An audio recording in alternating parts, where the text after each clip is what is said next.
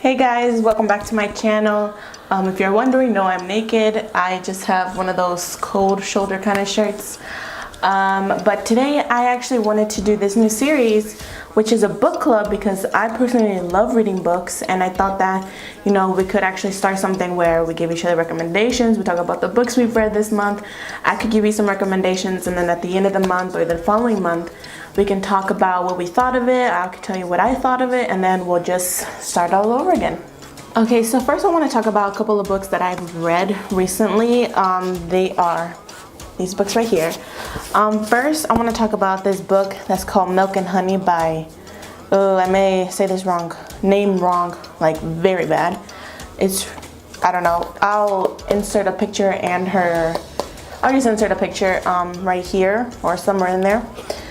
But it's called Milk and Honey, and this is kind of like a poetry book. It's a bunch of poems inside of it, but it tells a story. But it's like such an amazing book. It made me feel so empowered. I don't think it's trying to be an empowering book, but that's how it made me feel. It's just this journey that this woman takes of heartbreak, of learning about herself and realizing like she is better than being with somebody. It kind of shows you that you don't have to be with somebody to make yourself feel good. You don't have to be with somebody to feel whole or to feel happiness. You can be happy with or without anybody. And it's an amazing book. Like, I think I have one little passage in here that I love so much. Okay, so here's this one passage that I have like so many bookmarked pages because I love everything so much. But one of them is, it says, "What I miss most is how you loved me, but what I didn't know was how you loved me had so much to do with the person I was. It was a reflection of everything I gave to you, coming back to me. How did I not see that? How did I sit here soaking in the idea that no one else would love me that way, when it was I that taught you, when it was I that showed you how to feel, the way I needed to be filled? How cruel I was to myself, giving you credit for my warmth simply because you had felt it, thinking it was you who gave me strength, wit, beauty, simply because you recognized it, as if I was already not these things before I met you, as if I did not remain all these things once you left." Like, it has so many great like pieces in here that, you know, you could share them just as a poem itself, not even as a book entirely, but the book as a whole with all these amazing poems and pieces. It makes you realize so many things, and I think we all need one kind of book of this in our lives to help us realize that we are enough just alone. So another book I've been reading, it actually just got turned into a movie. It's Miss Peregrine's Home for Peculiar Children.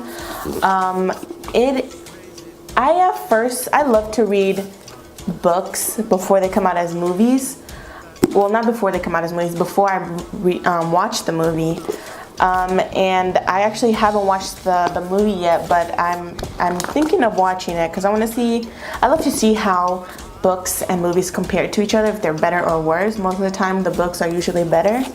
But honestly, this book started out so slow for me because it's just like long paragraphs of just like him like doing things and him like kind of thinking to himself.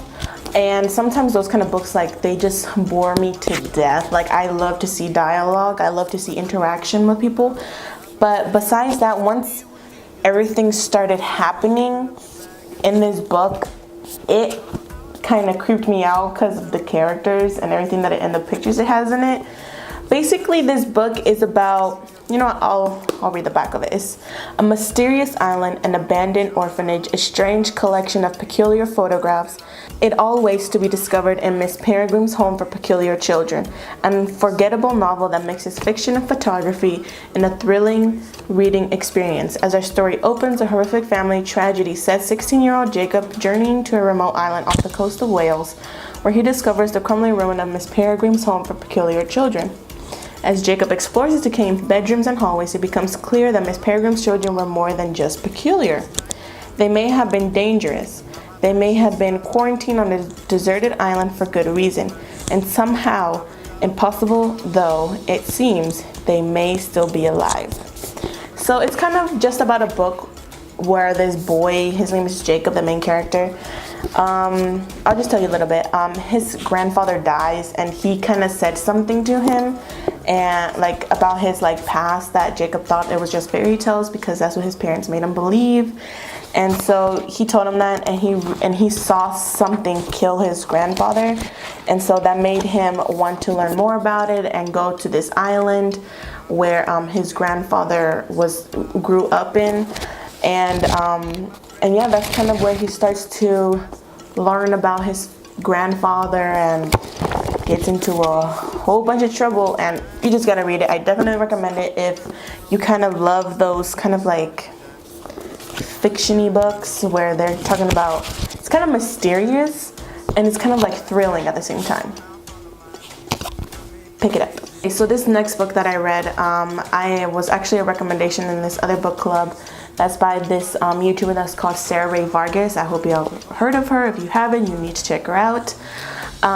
She actually recommended this book, and then there was an event here in Atlanta where I live, and it was like a, I think it had like Fashion a Figure and like so many other brands, and like it had this one author called Jess Baker. And I was like, oh, I didn't know she was actually gonna be here, and she's the one that wrote this book. And I got to meet her and take a picture, and she wrote me a little note right there. And I was gonna order it like online, but then when I saw her at this event, I was like, oh, I might as well pick it up. And so I didn't really think I was gonna like it, because the name of the book is Things No One Will Tell Fat Girls by Jess Baker. And I thought it was just gonna be like something like kind of like rude-ish in a way, or kind of like mean in a way that I kind of don't want to hear. But sometimes, not that being mean is good, but sometimes listening to things that you don't want to hear is actually good, because then it kind of in a way makes you feel better, because I don't know, it just somehow does. So this book is basically a body positive book. This book, more than the Milk and Honey one, has helped me so much. It has given me the courage to start a YouTube channel. It has given me the courage to feel better about myself. It has given me the courage to like not be scared to wear certain clothes, not be scared to wear a colored lipstick. It has given me so much courage in so many different things, and it challenges me. It literally has challenges that fat girls can do. You know, it's kind of making me feel better about the word fat. It made me realize that society has made the word fat a negative word, because fat is just an adjective. Just like if I say the sky is blue, it's just like saying, oh, I'm fat. But society has made the fat word sound like an F word. You know, just like stupid or bitch or shit. Everybody thinks that those are bad words, but society has made those words bad. Stupid is just an adjective. Bitch is a female dog, which people have turned into a negative word. And it's just like that. Fat is just a word that describes somebody. It is nothing bad. I mean, if you want to make it positive, go ahead. I'm fat and I'm happy about that. You know, like, feel good. You need to claim the word as yours. So then that will make you start to believe that being fat, there's nothing wrong with that. I'm just rhyming over here. But I also have so many like highlighted passages in here, because like if I ever feel like complete shit, like I will come and just open up the book and read a passage, and I think I will feel 100 times better. This has made my life 100 times better, and I definitely believe that if you are right now going through something very hard where you're just not feeling confident about yourself or anything like that, even if you're thin, you can read this. Just even thin people have like, image issues where they don't feel happy about themselves, and so let me see if I can find a passage. Okay, I think I found one. Let me see. The myth that humans are in control of their own body size propels women into the belief that their inability to attain such standards is their own fault, rather than the fault of the institutions that create them. That's basically saying that everybody else is making us feel bad about the way our bodies were basically supposed to be. You know, like, you know, you see all these, you know, even plus size, like shopping or brands, like, I don't know, I don't want to put out any brands out there, but most of the time they just make plus size models look like hourglass figures. You know, like, not every fat person is hourglass. They make it seem like only hourglass is sexy, only hourglass is acceptable, only hourglass will be able to make you become part of the world. No, that is not true. They definitely need to make more bodies, different types of bodies, different colors, you know, become an image for body positivity, not just hourglass shapes. So now I'm gonna talk about books that I want to read this month, or, you know, in the next month. I have actually, the first book is The Help. It's actually a movie, and I've seen it, and I actually really love the movie, but I kind of want to read the book because I feel like maybe the book has more details into what's going on and stuff like that.